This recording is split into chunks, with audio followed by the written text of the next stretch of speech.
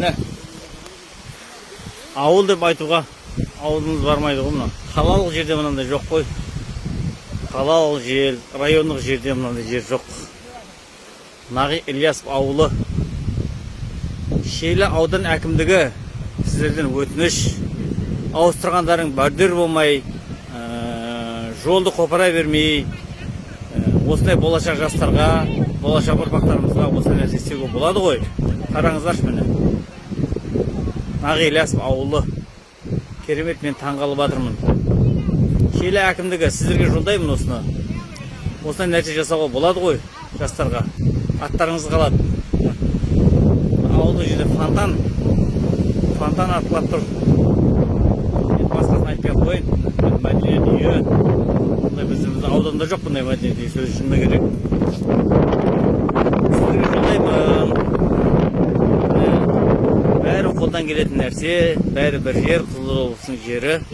Неужели істелмейді мынандай жерде біздерге? Болады ғой. Қандай керемет, қараңыздаршы. Шымкент шаһарында да жоқ, Түркістанда да жоқ. Қандай керемет. Қай бұрышына барсаң, сол бұрышына фонтан атылап тұр. Гүл деген міне керемет.